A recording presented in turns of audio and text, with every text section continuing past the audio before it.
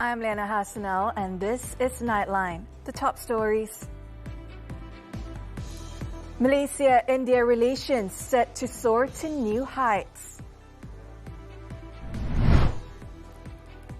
And Prime Minister issues stern warning to rally-goers who flout the law. Do not challenge the law or threaten national security.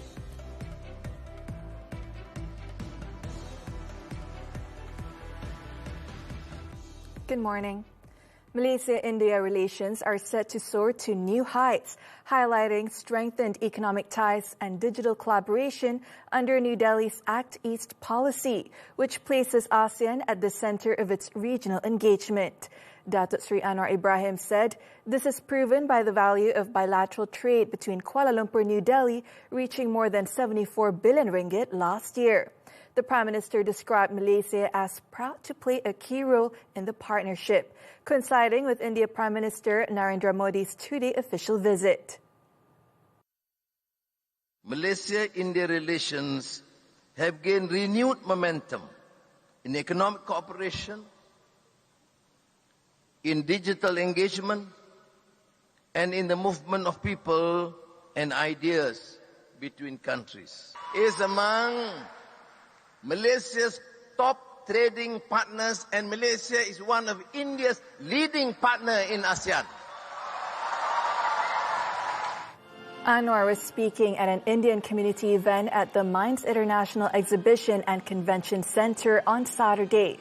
He said bilateral trade reached about $19 billion in 2025, with India among Malaysia's top trading partners and Kuala Lumpur one of New Delhi's leading ASEAN partners. The Prime Minister's traced centuries of exchanges between India and Malaysia, highlighting ancient maritime trade routes, migration, and shared cultural development as the foundation of modern relations. He noted the pivotal role of Malaysia's Indian community in nation building, from working in plantations and constructing railways and ports to establishing schools and hospitals, describing them as integral partners in the country's post-independence journey.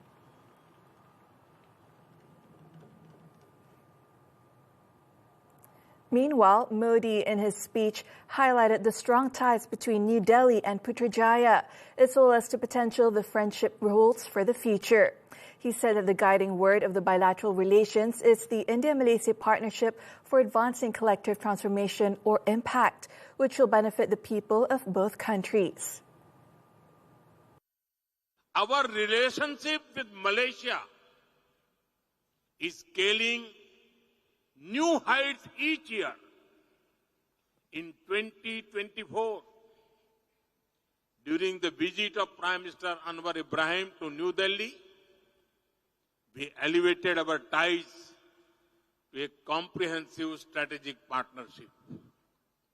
Today, we walk hand in hand as partners towards progress and prosperity. We celebrate each other's success just as our own. I was touched by Prime Minister Anwar Ibrahim's good wishes on the historic success of Chandrayaan-3. I agree with you, my dear friend. India's success is Malaysia's success. It is Asia's success. That is why I say the guiding word of our relationship is impact.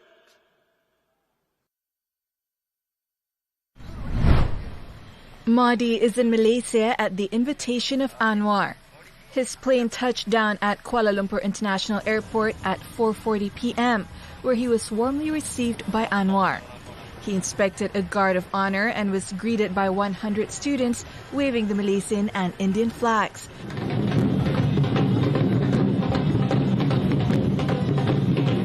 As well as a cultural performance reflecting Malaysia's multiracial heritage. On Sunday, Modi and Anwar are expected to hold bilateral talks to explore cooperation in trade, investment, defense, education, tourism, agriculture, and regional issues.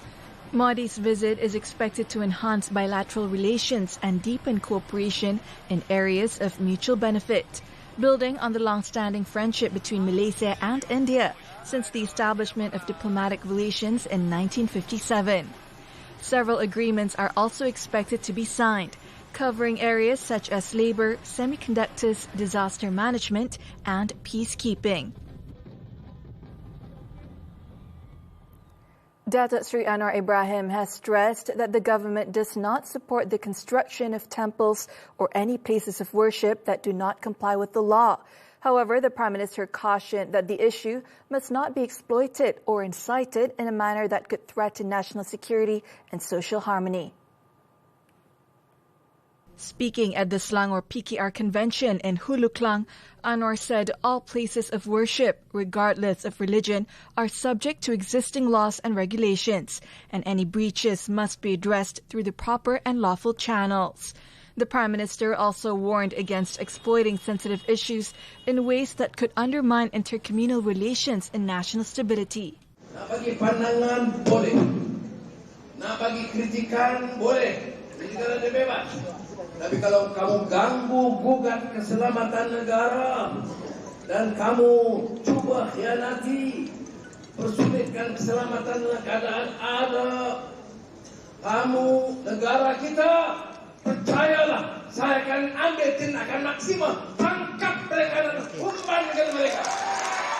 Earlier, Kuala Lumpur Police Chief Datuk Fadil Marsis said police have banned a planned rally against unregulated places of worship, slated to take place near the Sogo shopping complex in the federal capital. In the meantime, Datuk Sri Ahmad Zahid Hamidi said the government has established clear guidelines that must be followed in the construction of any place of worship, including rules related to land ownership. The Deputy Prime Minister explained that the guidelines have been coordinated with all state governments, covering permissions for building on land owned by companies or individuals. Jangan ada satu tindakan yang agresif yang akan menyebabkan masalah lain timbul. Jadi kerajaan sangat prihatin terhadap isu itu dan ada kaedah yang harus diikuti oleh semua pihak. Ahmad Zahid was met by reporters after distributing Ramadan Aid at Masjid Karya Pantai in Seremban.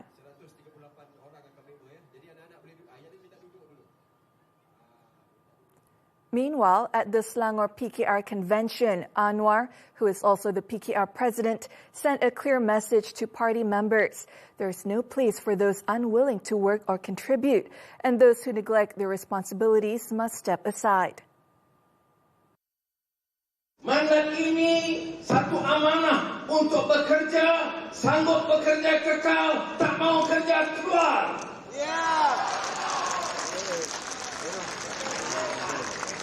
Seberani begitu.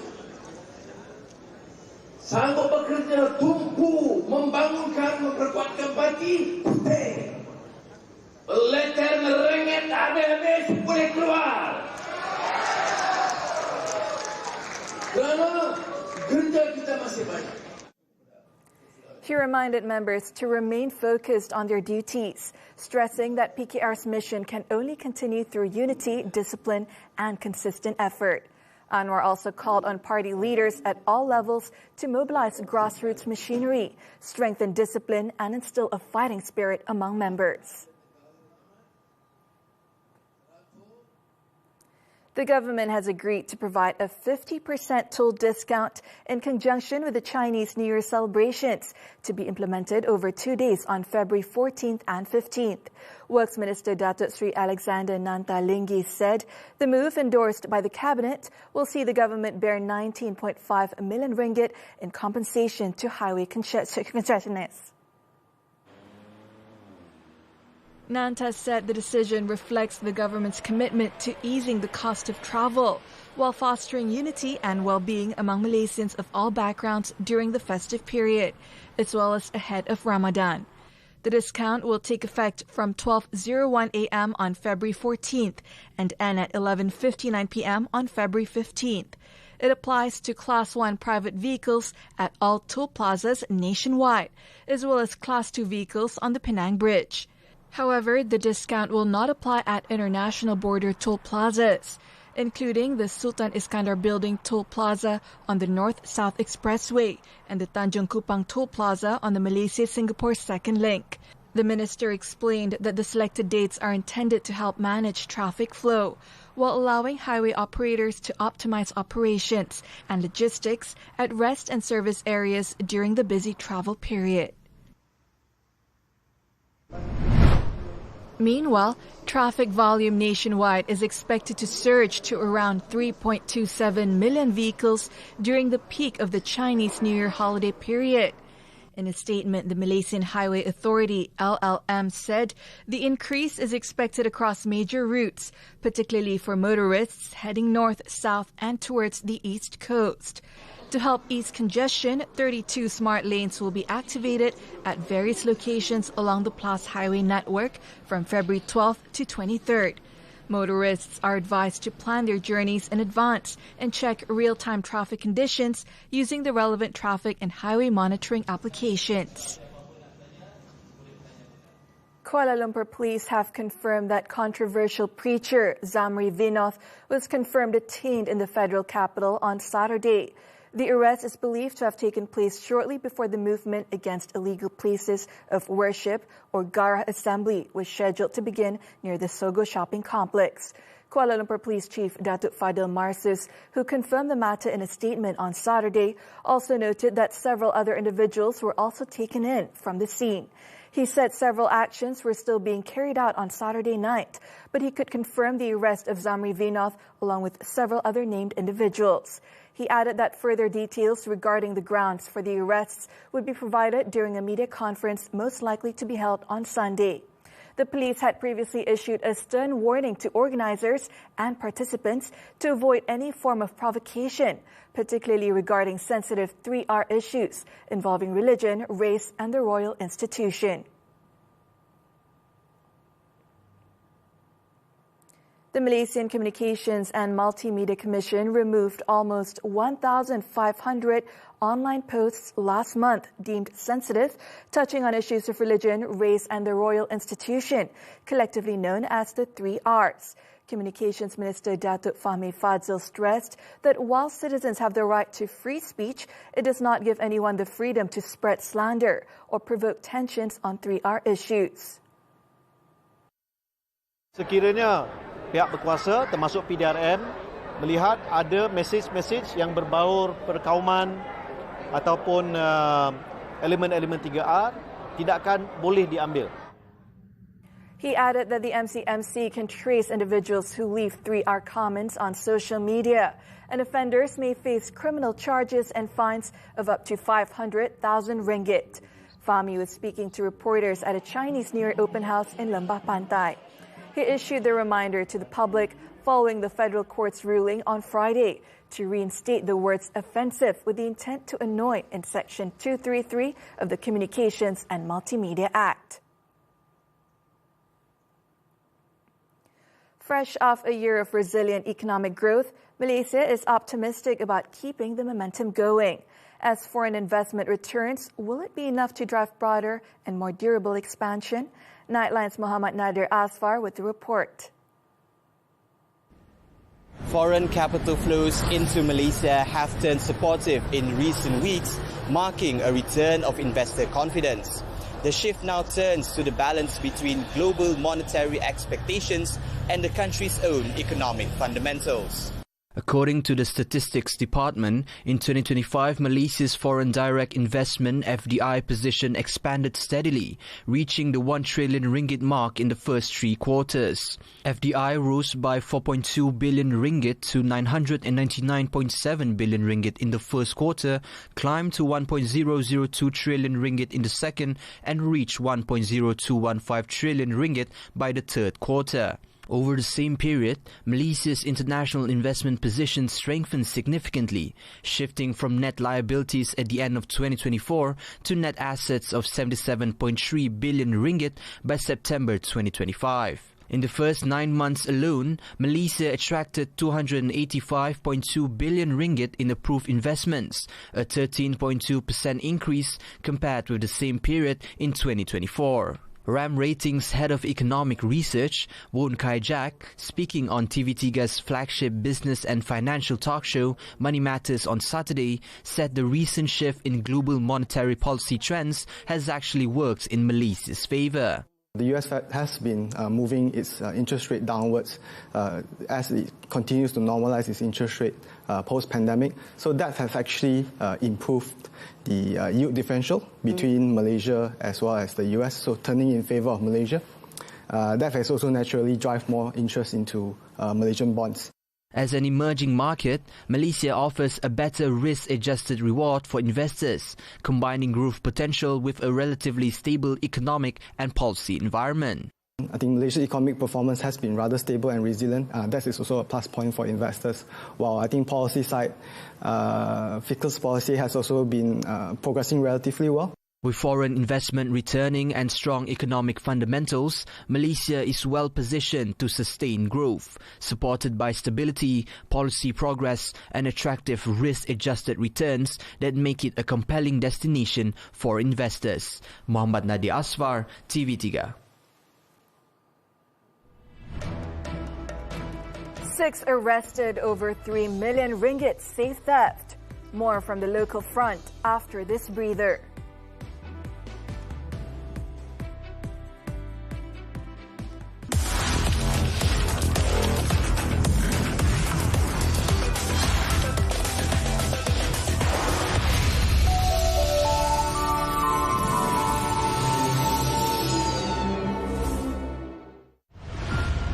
Inovasi teknologi pertama dunia. FNG is a game changer. Tak pernah orang buat. Memproses gas asli dari kedalaman 1,300 meter menjadi sumber tenaga peralihan.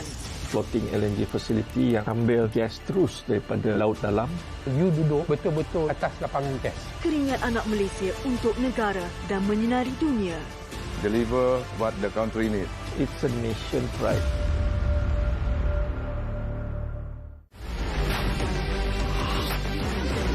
Daripada Buletin Pagi, seorang jurujuk, seorang nelayan menjadi penyampai berita memerlukan aura dan magis pada suara, keterampilan, keyakinan dan pesona. Kami mencari wajah baru Buletin TV3. Ayo, serlahkan potensi anda menjadi suara yang dipercayai negara.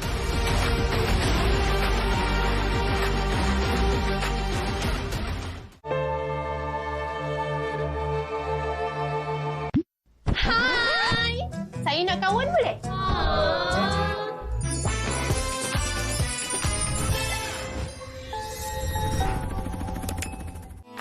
Wanita penuh tempo, penuh cerita. Inilah Nona, inspirasi bertemu realiti. Setiap warna mempunyai keupayaan membangkitkan pelbagai mood dan emosi. Semoga istirahat anda memberi makna yang indah walau tempohnya hanya seketika. Dan terus setia sejam bersama kami kerana Nona, inspirasi wanita untuk semua. Nona di TV3 dan stream ditonton. Welcome back. Parents considering enrolling their children in Year 1 at the age of 6 next year are advised to carefully assess whether their child is ready for formal schooling. Education Director General Datuk Muhammad Azam Ahmad said readiness should include cognitive, emotional and psychological development and not academics alone. Sebenarnya kita memang dalam proses pengajaran pembelajaran kita ada kelas pemulihan, ya. Jadi kita pun ada pembelajaran terbeza yang memang itu adalah amalan pedagogi oleh guru-guru mengikut tahap murid-murid dalam kelas masing-masing. He stressed that early Year 1 enrollment is optional and not compulsory, adding that children who did not attend preschool will still be accepted, as it is not a requirement. Parents are also advised not to rush the decision if their child is not yet ready to begin primary education. Education Minister Fadlina Siddiq gave assurance on Thursday that the ministry is prepared to accommodate all 6-year-olds entering Year 1 next year, with schools planned at maximum capacity to ensure all children who register on time are accepted. A car air conditioning unit which suddenly exploded has been identified as the cause of a blast at a workshop in Kampung Air Merbor Dalam, Tanah Merah on Friday, leaving a mechanic with severe injuries. The 31-year-old victim lost his right leg in the incident and is believed to have been repairing the vehicle's air conditioning system at the time of the blast. According to the Kemahang Fire and Rescue Station, emergency responders received a distress call at 11:03 a.m. and arrived at the scene within minutes. The victim was taken to Tanah Merah Hospital by members of the public. Firefighters later secured the area and confirmed the situation was safe. The operation ended at 11:40 a.m. and the case was handed over to the police for further action. Tanah Merah District Police Chief Superintendent Muhammad Haki Hasbullah said initial investigations found that the incident was not criminal in nature, but likely resulted from a suspected gas leak.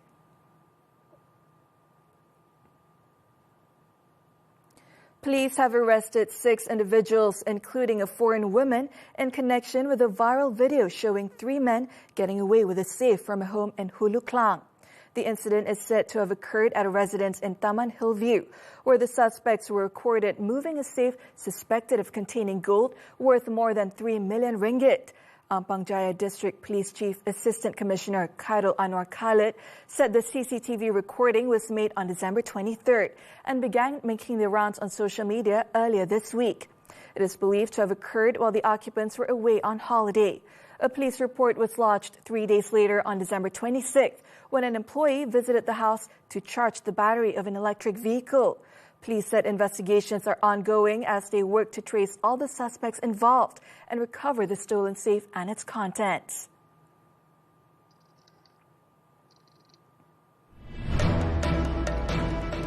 Heavy snow expected on Japan's election day. The details when Nightline returns.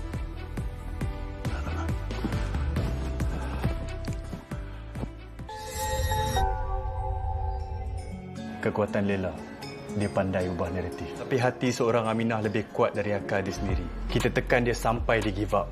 Kak, Akak tak pernah rasa takut ke buat semua benda ni? Mina, kalau kita tak buat, orang lain akan buat, okey? Aminah takut, Kak. Aminah tak nak masuk penjara. Kau faham tak? Muat turun dan layan tonton sekarang. Semua favourite anda di sini. Saya tengok ending semalam. Tak ada tonton. Tak ada tonton. Tak ada tonton. Tak ada tonton. Tak ada tonton. Tak ada tonton. Tak ada tonton. Macam ni baru boleh kawan. Wanita penuh tempo, penuh cerita. Inilah Nona, inspirasi bertemu realiti. Setiap warna mempunyai keupayaan membangkitkan pelbagai mood dan emosi. Semoga istirahat anda memberi makna yang indah walau tempohnya hanya seketika. Dan terus setia sejam bersama kami kerana Nona, inspirasi wanita untuk semua. Nona di TV3 dan stream ditonton.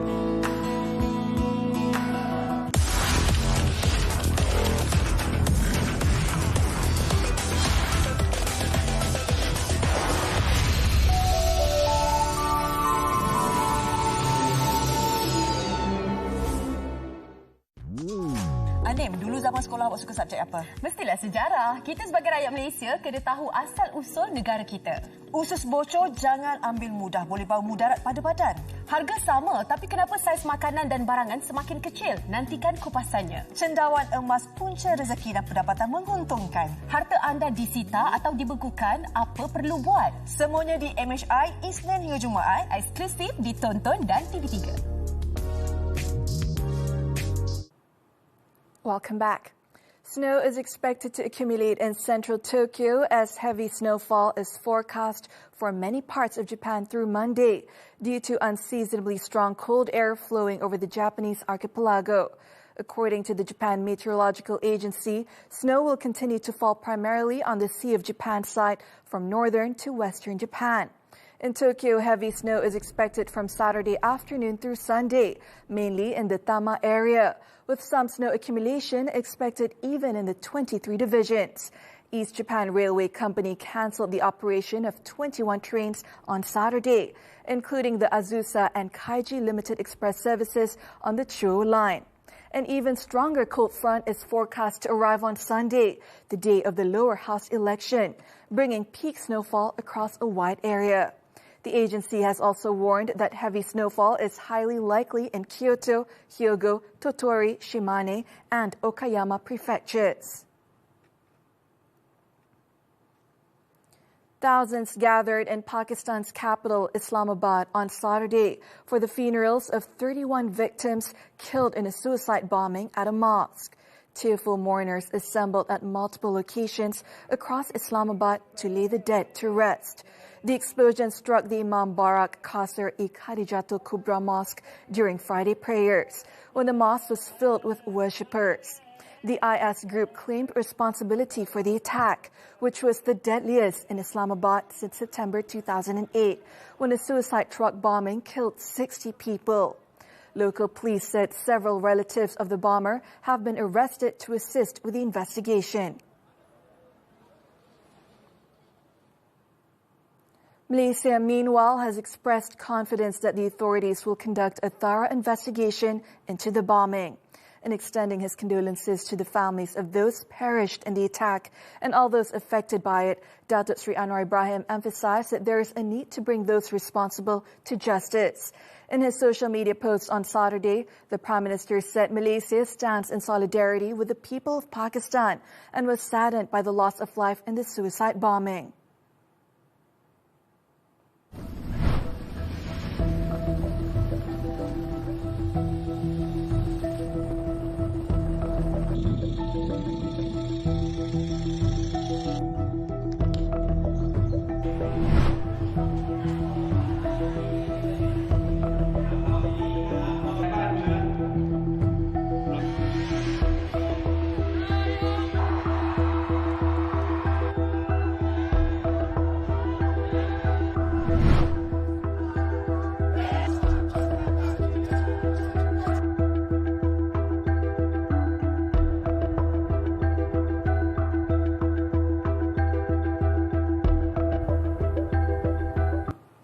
Switching to sports football, the Malaysia Cup.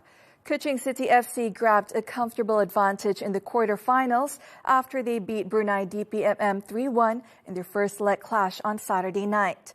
The Cats put themselves ahead in the first half after Cameroonian forward Jerome Etame scored in the 39th minute. Visitors Kuching were unlucky when captain James Okwuta deflected the ball into his own net to give Brunei the equalizer in the 50th minute. Kuching's luck then turned when Brunei goalkeeper Jaime Abdullah Nyaring failed to clear a corner kick and scored an own goal to give Kuching a 2-1 lead in the 64th minute. Ramadan Saifullah then sealed the win for Kuching in the 83rd minute to ensure his side a 2-goal cushion. The second leg match will be played at the Sarawak Stadium on February 14th.